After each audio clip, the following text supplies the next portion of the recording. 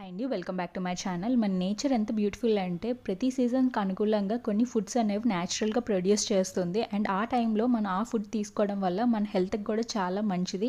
మెయిన్గా మన రీజియన్లో దొరికే ఫుడ్ని మనం ఖచ్చితంగా ఆ టైంలో కన్జ్యూమ్ చేయాలి. ఈ కర్రీ ఫర్ రెయినీ సీజన్లో మనకు బాగా దొరికే ఫుడ్ అయితే స్వీట్ కార్న్. ఇది మే టు జూన్ మధ్యలో క్రాపింగ్ అనేది స్టార్ట్ అయ్యి జూలై టు ఆగస్ట్లో క్రాప్ అనేది హార్వెస్ట్ అవుతుంది. ఇది 90 days క్రాప్. దీనివల్ల హెల్త్ బెనిఫిట్స్ కూడా చాలా ఎక్కువ ఉన్నాయి. మెయిన్గా ఫైబర్ ఎక్కువ ఉండడం వల్ల గట్ హెల్త్కి చాలా మంచిది. అండ్ బౌల్ మూవ్మెంట్కి, డైజెషన్ కూడా బాగా హెల్ప్ అవుతుంది.